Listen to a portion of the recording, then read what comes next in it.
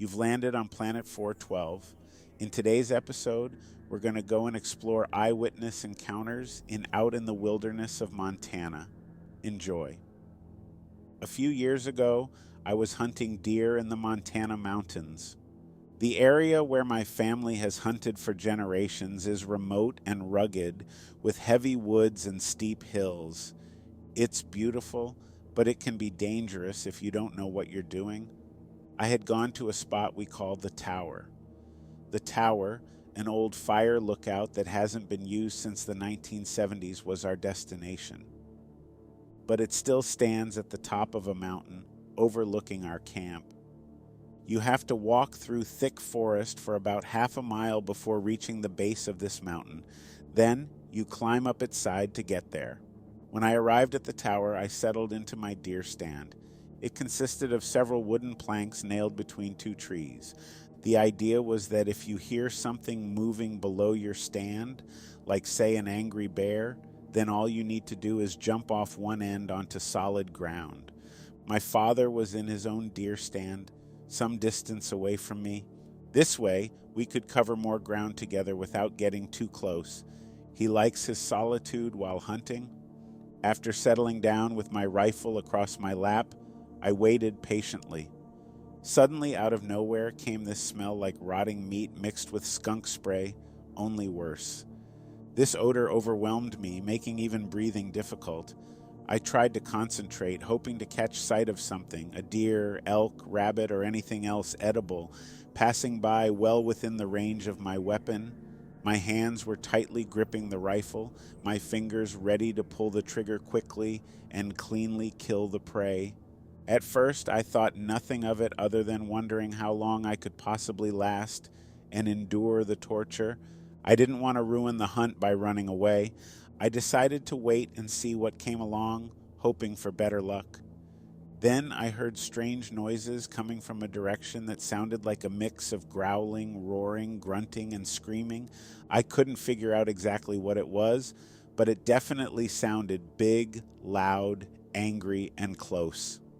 I suddenly felt someone watching me. It was as if eyes were on the back of my head. My spine tingled, my hair stood on end, and a cold sweat formed on my forehead.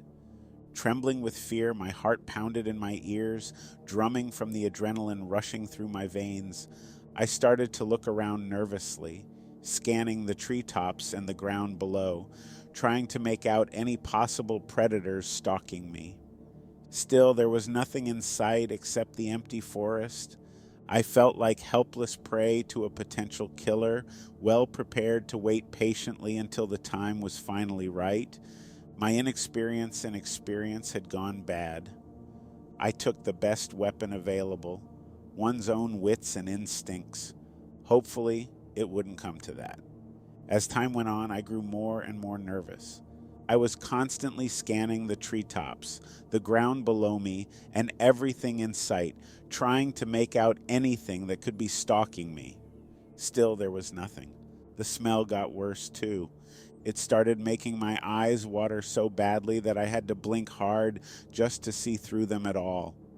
This odor was starting to burn my throat as well, which made breathing even harder than before. And then, there it stood right in front of where I sat, motionless except for breathing, watching, looking, listening, and smelling. It was a tall, pale, hairless humanoid thing with huge black eyes. It had no mouth or nose visible, and it wore dirty, ragged clothing wrapped around its body. It shivered with a cold, empty stare that terrified me. Suddenly, I froze stiffly. I couldn't move my muscles, paralyzed by fear. I felt like helpless prey, hunted down by a predator. What to do now? I had to think fast and act quickly, but my brain couldn't comprehend what was happening. Was this reality, a dream, or a hallucination? Panic set in. In an instant, I decided to act fast before this thing attacked me. My rifle aimed carefully at the creature as best as I could while trembling with fear and anticipation. But when I pulled the trigger, nothing happened. The gun jammed because of all the dirt from crawling through those woods earlier today. And then, without warning or reason other than survival instinct kicking into overdrive, adrenaline pumping full throttle, and lungs filling with fresh air, screams escaped my throat.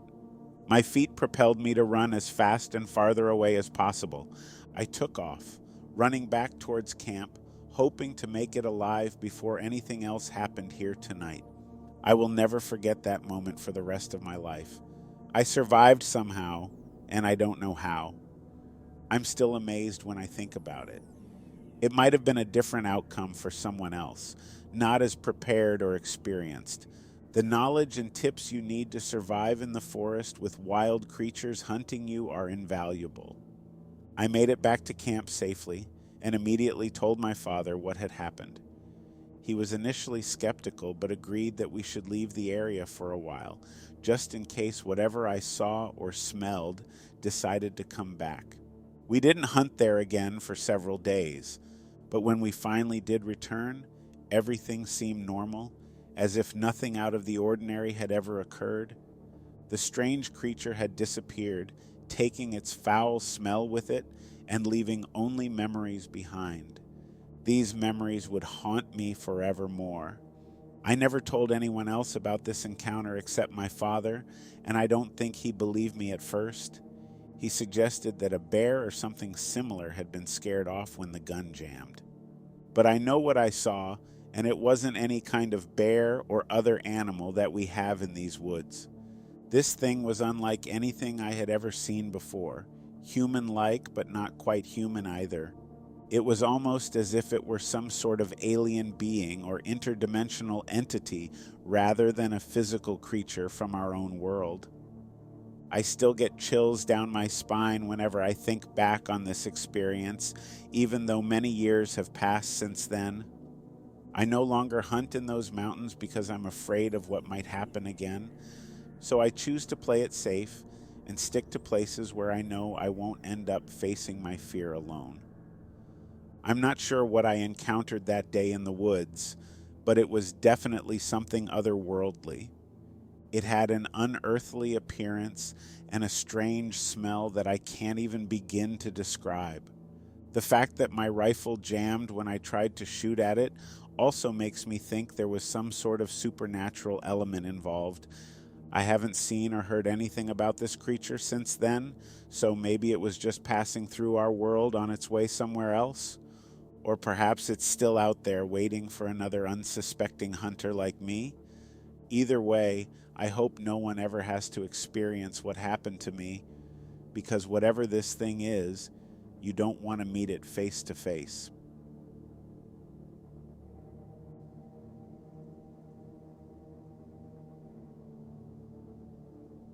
I camped in the Swan Mountains, a mountain range situated between Flathead Lake and Glacier National Park.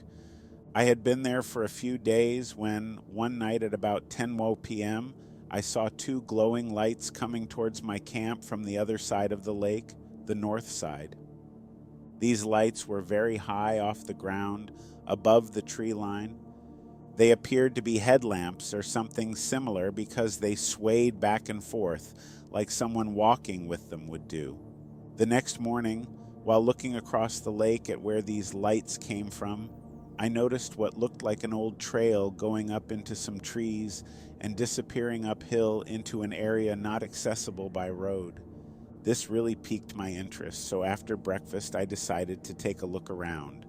When driving over to this spot, it took me quite a while, as roads do not go directly there.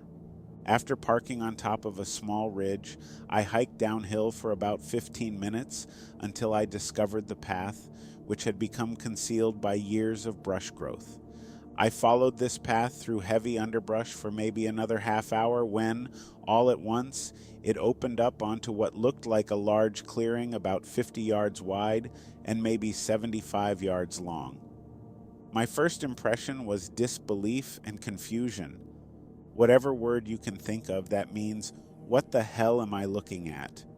At one end of this clearing were 3 small cabins made out of logs with sod roofs on them. Grass was growing out of each roof just like people used to do hundreds of years ago. Alongside each cabin were little rows of gardens surrounded by wooden fences, with more vegetation inside those than could feed any one person. Now here's where things start getting weird. As soon as I stepped foot into that open space in front of those cabins, all sound stopped. Birds singing, breezes rustling leaves, everyday sounds. Everything went silent, then everything got dark. It felt exactly like a storm was coming in and the sun had gone behind dark clouds, but when I looked up into the sky, it was clear blue as far as you could see. This darkness stayed with me for about 5 minutes while I stood there taking it all in. Someone or something watched me from all directions, overwhelming me with a sense of being observed. The air became thick, heavy with smells of wildflowers and what seemed to be spices, rosemary, perhaps thyme. It smelled so good that I took deep breaths, trying to inhale every bit. Suddenly, everything came back to normal: noise, sunlight, etc., and I heard footsteps coming towards me along the path, which is where I had just come from. Not knowing what else to do, I hid behind one of these wooden fences around a garden. It wasn't long before 3 little people appeared. They were no taller than maybe 3 feet. They were dressed very oddly. Each wore pants made out of animal skins held up by suspenders over their shoulders, long sleeve shirts, and each carried some sort of tool such as a hoe or pickaxe. These tools were not metal, but more like bone. There they worked side by side, hoeing dirt, moving rocks, and gardening. They never spoke once during the time I spent watching them work. When done working, one went into each cabin doorway. Before going inside, they did look around, making a closer inspection at trees and fences, then straight at my hiding spot. 2 walked away, but one stood still, looking right at me. Smiling, he raised his hand above his head, giving a small wave. Then he turned back around, entering the cabin. By now, I am sure you know how freaked out I have become. My first thought was run, but fear kept my legs frozen where they stood. All kinds of thoughts raced through my mind on how to escape this situation. I would have run, except my legs wouldn't move. Then again, all sounds stopped and became dark and silent. At that moment, I realized that if they meant harm, they would have already done it. Time slowed down while I tried to make sense of what just happened. The fear left me as quickly as it came, leaving me feeling calm and understanding. Then suddenly I felt like time had sped up and the sun was going down. I stood there in shock, trying to figure out what happened. I looked around for any sign of those 3 little people, but they were gone. Time didn't go back. It was getting dark. As quickly as I could, I made my way back along that path into the trees, then back to my truck. It took me a while driving home to try to make sense of what happened. I'm still not sure. My first thoughts were that they may have been Utes, as I know their tribe had a village not too far from where this happened. They did live in sod houses with grass roofs, each surrounded by small gardens, but what would 3 people be doing out there alone? Then the size of these little people compared to me, who was 5 feet 9 inches, was so different. I could think of nothing else but being amazed at how fast time went during those few minutes. After getting home that night, I thought about calling the sheriff's office or someone who might take me seriously. But then I realized no one would believe my story. They'd probably just laugh at me. So here I am today, wondering if it really happened or just something my mind made up.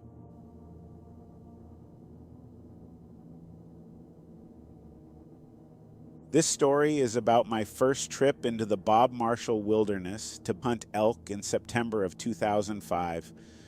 I had waited a very long time for this hunt. I had planned on going with a friend from Minnesota, but he could not go due to some family health problems.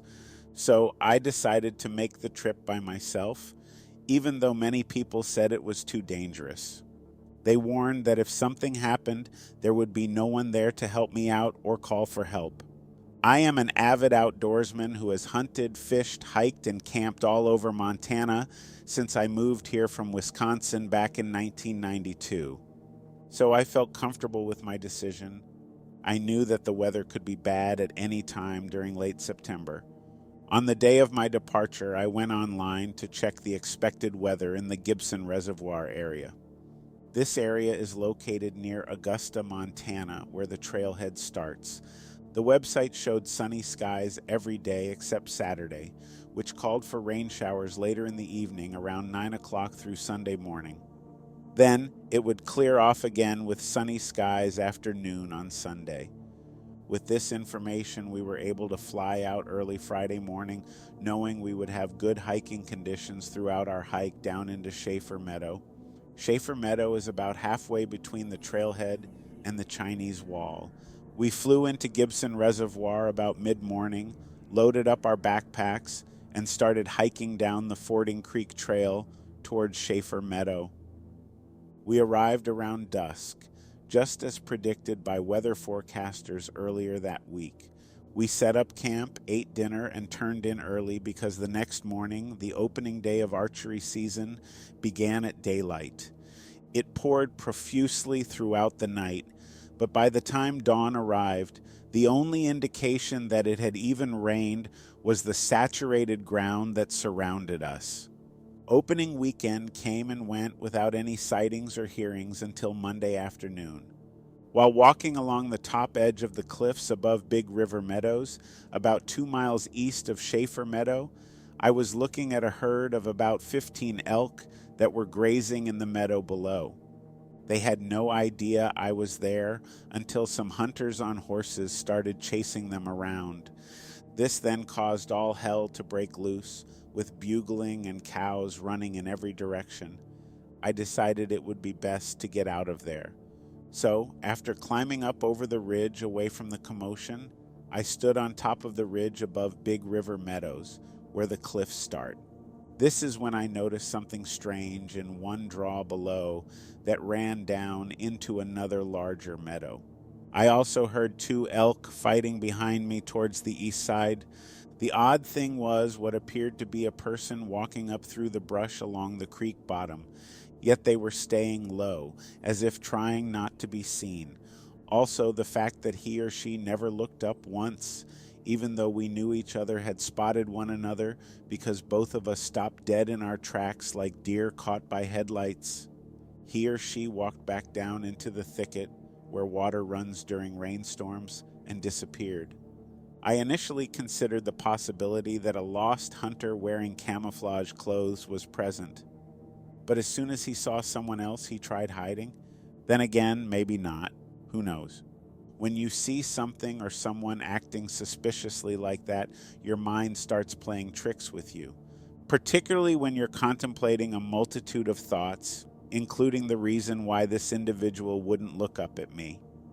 This sighting took place early in the afternoon on Monday, September 19th, 2005, approximately 4 days after arriving via helicopter and setting up camp near Schaefer Meadow.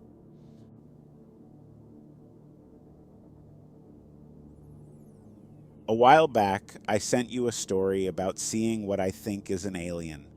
In that email, I mentioned that my life had been full of strange encounters and experiences. It's not just me either. My whole family has seen weird things and had strange happenings all their lives. I don't know if it's because we are Native Americans or what, but here are some other stories from my life. 1. When I was 7 years old, living in Montana with my grandmother on the Flathead Reservation, there were these tall black creatures roaming around our property every night for weeks on end. They looked like large people covered in shadows, wearing wide-brimmed hats, except they didn't have eyes or mouths, or they may have. They stood perfectly still, staring at our house during the night. We would always find footprints in the dirt next to windows each morning too, which freaked us out as well. These creatures only showed up after this day when 2 Mormon missionaries came knocking at our door, trying to talk to us about Jesus Christ and God's love, etc. My grandmother told them she wasn't interested, but they kept pressing, so she eventually cussed them out, telling them, "This isn't a church." As soon as she said those words, they both got really quiet. Then one asked her, "What do you believe?" She replied, "We're Native Americans." Then he left his partner standing at the door alone and walked away into the dark, leaving his friend behind, who seemed very upset by this interaction. After that encounter, we witnessed the presence of those shadow people every night for weeks on end until they abruptly ceased appearing altogether one day, never to be seen again until now. My grandmother and I were on the back portion of an abandoned property we found while looking for shedding. We came upon a clearing with lots of brush, grass, and trees. It looked like no one had been there in years. As soon as we walked into this area, it felt like something was watching us. But when we looked around, we couldn't see anything out of the ordinary, so we just continued walking deeper into the woods. Then, all at once, everything went dead silent, except for what sounded like footsteps coming from behind us. But they didn't sound human or animal. When I turned to look over my shoulder, I saw this tall black creature standing right behind me, which freaked me out. Earlier that day, during our walk through town, I had seen 2 Mormon missionaries who also seemed really upset by my presence. They even stopped their conversation when they noticed me coming up, then immediately walked away from each other after making eye contact. These creatures are approximately 6 feet in height, with a possible variation of an inch or two, and are entirely shrouded in shadows, except that you can make out their shapes quite easily because they're solid-looking and not transparent at all, unlike regular shadows cast by people's bodies, etc. They don't seem to have eyes or mouths either because you can't see them, but it's possible they do. I've never seen one up close enough to tell for sure, though. When we first saw these creatures at my grandmother's house, they were all over the place, just standing around, looking in our windows from outside while staying out of sight themselves. This was really unnerving, especially when there'd be more than one and sometimes 2 or 3 together. One night, we even had a dream where this black creature came into our bedroom through the window above our bed, then sat down next to us on the floor, watching as we slept. We woke up terrified by what had happened during that dream. These things are also fast runners, like the Usain Bolt kind of speed, maybe only faster. So good luck outrunning them if the need ever arises. The reason I say this is because one time, when these creatures were still showing up every night, my grandmother decided she would go outside with her shotgun, hoping to scare whatever was away. It didn't work. Obviously, she went out back and stood on the porch holding her shotgun, then started yelling at them, telling them to leave us alone. But they didn't listen. Instead, they just turned around and looked at her for a moment before one of them began walking towards our house very slowly, as if trying to scare my grandmother. When she realized it wasn't going to stop coming closer no matter what she said or did next, she raised up her shotgun, aimed right between its eyes, and pulled the trigger. Only nothing happened. The gun jammed, which never happens with that particular model. I watched all this from inside, through the window closest to where we were standing outside, because I couldn't hear anything either, thanks to the silence these creatures always bring with their presence when nearby. My grandmother screamed, then ran into the house, leaving me behind. I'm not sure why until later that night when she told me what had happened. I guess she wanted to protect me from whatever was outside, possibly harming us. When she got back inside the house, we both heard this loud noise coming from outside, so we went to look out the window to see what was going on. That's when we saw this black creature standing in our backyard, holding up the shotgun, looking at it as if trying to figure out why it wouldn't work. Then it turned around and looked right into my eyes for a moment before walking away very slowly while keeping its head turned towards us the whole time, until it finally disappeared behind the trees and brush where it had come from earlier. After that night, these creatures stopped showing up every night, but would still show up randomly sometimes, like maybe once or twice a week instead. This was just as unnerving, especially since we never knew when they'd appear next. I should also mention that during those weeks after first seeing them, my grandmother began having strange dreams too, including one where she woke up covered completely by shadows. Then she felt something touching her face, except she couldn't move, scream, or do anything. She told me later that morning how scared she had been during the dream because whatever touched her face didn't feel human.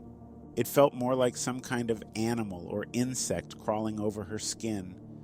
I'm not sure if these black creatures are the same thing as what you call shadow people or not, because I have never seen any other kind myself, so I can't say for certain, but they seem very similar in appearance at least. One distinction I have observed is that shadow people tend to be smaller in size compared to these black creatures, which typically stand at a height of approximately 6 feet, with a slight variation of an inch or two. Anyway, after we stopped seeing those black creatures every night at my grandmother's house, I thought I was finally safe from them. That was until recently, when I went back to Montana to visit family and saw one again while driving around the reservation late at night with my cousin. We were coming up on a curve in the road when suddenly this tall black creature stepped out right in front of our car. It looked like the same ones that used to show up all the time years ago, only in a different location now instead of where we first saw them before. This freaked me out even more because I didn't expect to see anything like that again so soon, especially not far away from where we originally lived either. This creature stood there for a moment, staring into the headlights as if trying to figure out what to do next. Then it turned and walked off into the woods beside the road and disappeared completely, just like it had done years earlier. When I told my cousin about what had happened, he said it was probably just an animal. But I knew it wasn't any regular kind because I had never seen any animals look quite like that before, except maybe a deer standing upright on 2 legs. As for what these black creatures are exactly, I can't say. But they seem very intelligent and almost human-like in behavior, especially when it comes to avoiding being seen by us, which is why I never got a good look at one up close. I've also heard some people call them shadow walkers or something like that because supposedly, if you see them, then it means someone died recently nearby.